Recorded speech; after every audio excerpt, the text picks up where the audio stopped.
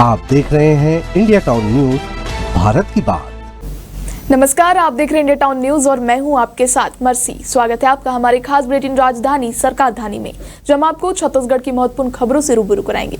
चलिए बुलेटिन की शुरुआत करने से पहले एक नजर आज की हेडलाइंस पर।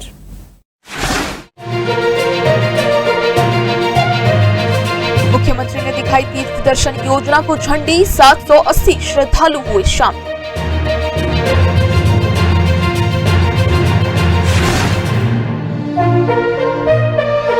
रायपुर नगर निगम का 1529 करोड़ का बजट, महापौर की स्वर्ग सा निखारने की है कोशिश।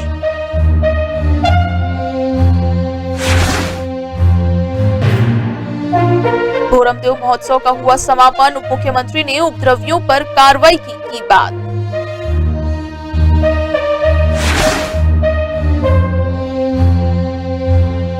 पीएम मोदी 33,000 करोड़ की देंगे सौगात, सीएम साय ने कार्यक्रम की तैयारियों का लिया जायजा।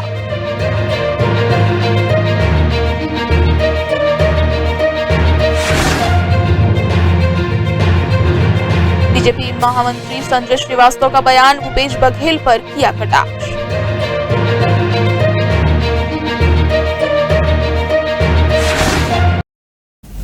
अब खबरें विस्तार से। मुख्यमंत्री विष्णुदेव साय ने रायपुर रेलवे स्टेशन से पहली विशेष तीर्थ यात्रा ट्रेन को तिरुपति, मुदेरै और रामेश्वरम के लिए हरी झंडी दिखाकर रवाना किया। इस पहली तीर्थ यात्रा ट्रेन में रायपुर और बलौदाबाजार भाटापारा जिले के 780 श्रद्धालु बुजुर्ग सम्मिलित हुए।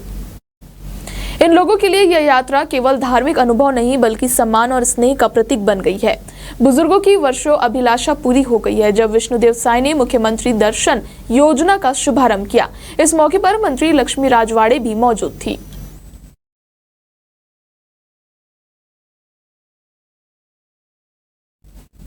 हमने बनाया है, हम ही संवारेंगे, रायपुर को स्वर्ग सा निखारेंगे, हर गली हर मोड़ चमकाएंगे, नव निर्माण की लौ जलाएंगे की शायरी के साथ महापौर मीनल चौबे ने रायपुर नगर निगम के लिए अपना पहला बजट पेश किया। कुल 1529 करोड़ 53,28,000 रुपए के बजट में 1528 करोड़ 73,83,000 रुपए का व्यय तो 79,45,000 रुपए मुनाफे का अनुमान जताया गया है। महापौर मीनल चौबे ने बजट में रायपुर नगर निगम के आगामी वित्तीय वर्ष 2025-26 के लिए कुल अनुमानित आय 1,462 करोड़ 41,87,000 रुपए बताया है। इसमें पूंजीगत आय 856 करोड़ 58,42,000 रुपए और डिपॉजिट वर्क आय 46 करोड़ 17,25,000 रुपए है।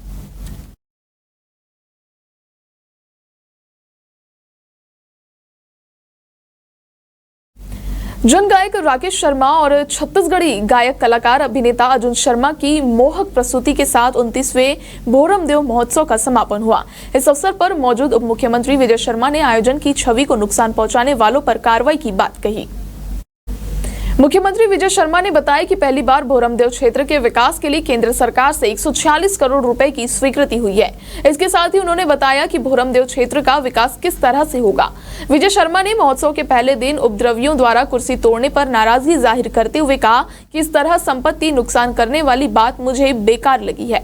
कुर्सी तोड़ने वालों पर कार्रवाई होगी। इसके साथ ही उन्होंने गुजारिश की कि कई नेता ऐसा कृत्य करने वालों के साथ न दें।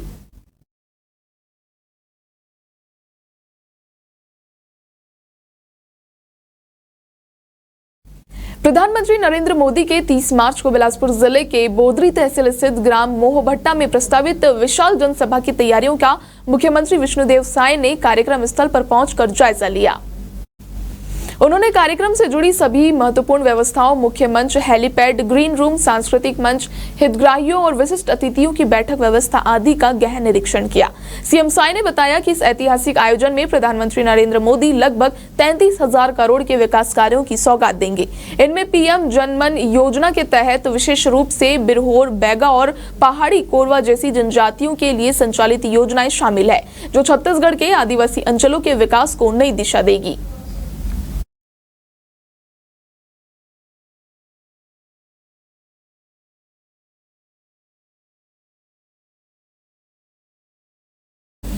महादेव सट्टा ऐप मामले में भारतीय जनता पार्टी के प्रदेश महामंत्री संजय श्रीवास्तव ने कहा कि सीबीआई के छापे को लेकर पूर्व मुख्यमंत्री भूपेश बघेल चाहे जितना मिथ्या प्रलाप कर ले, प्रदेश की जनता अब उनके झूठे प्रपंचों के झांसे में नहीं आने वाली है। अपने मुख्यमंत्रित्व काल में तो बघेल ने सीबीआई को प्रतिबंधित कर रखा था। यदि उनकी नीयत साफ थी तो मुख्यमंत्री रहते हुए भी बघेल यह मामला सीबीआई को सौंप दे।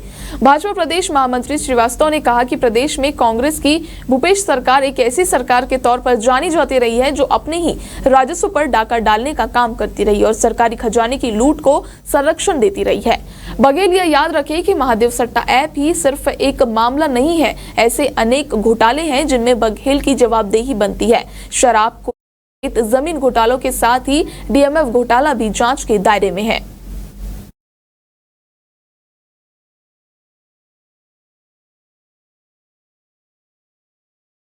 वक्त हो चुका है छोटे से ब्रेक का। खबरें और भी है, बने रहिए इंडिया टाउन न्यूज के साथ।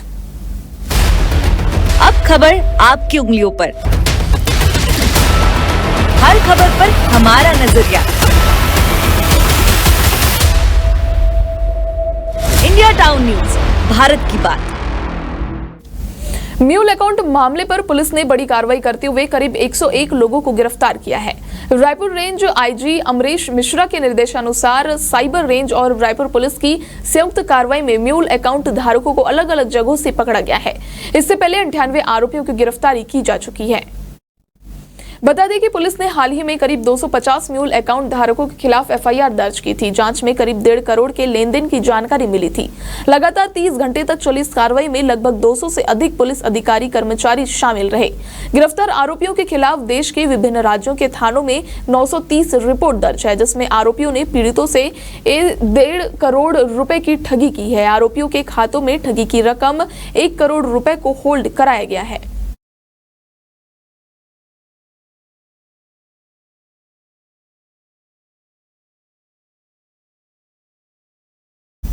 छत्तीसगढ़ में ग्रामीण विकास की सफलता के पीछे मनरेगा कर्मचारियों का अहम योगदान रहा है, लेकिन आज वही कर्मचारी अपने भविष्य को लेकर चिंतित है। 19 साल के राज्य की प्रगति में योगदान देने के बावजूद ना तो उनकी सेवा सुरक्षित निश्चित हो पाई और ना ही उन्हें स्थायी नौकरी का दर्जा मिला है। अब उम्र के 5वें दशक में कदम रख चुके हजारों मनरेगा कर्मी अपने भविष्य की सुरक्षा के लिए संघर्ष कर रहे हैं। इसी कड़ी में 28 मार्च को प्रदेश भर के 12,000 कर्मचारी रायपुर में एकत्रित होकर मुख्यमंत्री विष्णुदेव साय और उप मुख्यमंत्री एवं पंचायत मंत्री विजय शर्मा के नाम कलेक्टर को ज्ञापन सौंपा।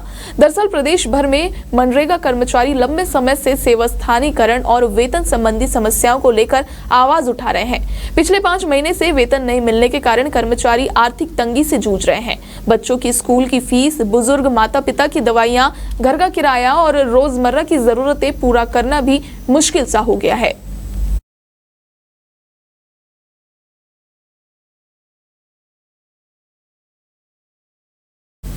मुख्यमंत्री विष्णुदेव साय ने जनजातीय समुदायों के लिए वन आधारित आजीविका पर आयोजित राष्ट्रीय कार्यशाला का शुभारंभ किया।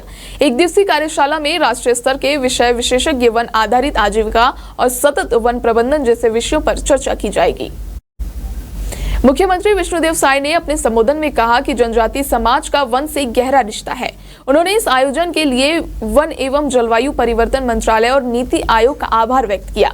सीएम ने कहा कि वनोपज की खरीदी के लिए प्राधिकरण का गठन किया गया और बस्तर एवं सरगुजा संभाग में विकास सुनिश्चित करने के लिए 2 प्राधिकरण बनाए गए। मुख्यमंत्री ने कहा कि जनजातीय समाज का काफी विकास हुआ है और सरकार ने वन अधिकार पट्टा देकर उन्हें उनके हक दिलाने का कार्य किया है। इस कार्यशाला का उद्देश्य यह समझाना है कि वन पेज में माध्यम से जनजातीय समाज का विकास और कैसे किया जा सकता है।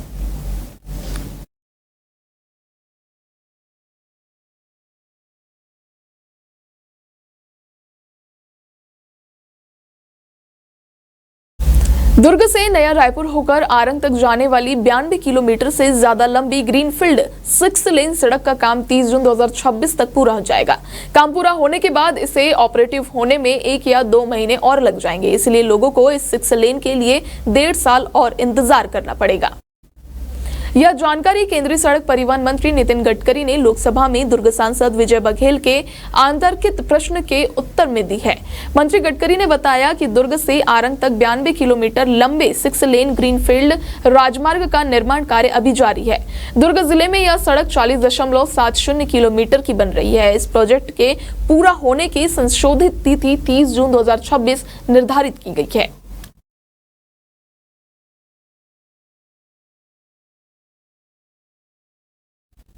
महापौर मीनल चौबे ने रायपुर नगर निगम ने बजट को वित्त मंत्री ओपी चौधरी से प्रेरित बताया। उन्होंने कहा कि हमने बजट में जो भी प्रावधान किए हैं उसे 1 वर्ष में पूरा करने की कोशिश करेंगे। वहीं दूसरी ओर निगम में नेता प्रतिपक्ष संदीप साहू ने बजट की निंदा की है।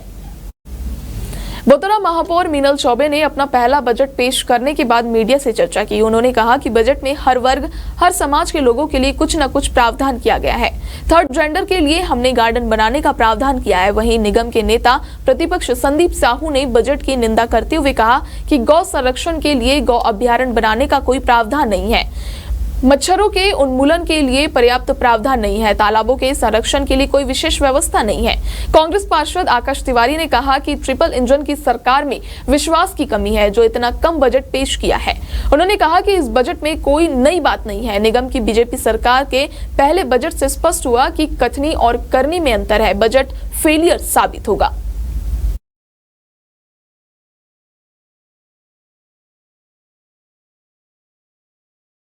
आज के हमारे खास बुलेटिन राजधानी सरकार धानी में फिलहाल इतना ही। अब मुझे दीजिए इजाजत। नमस्कार। आप देख रहे हैं इंडिया टाउन न्यूज, भारत की बात।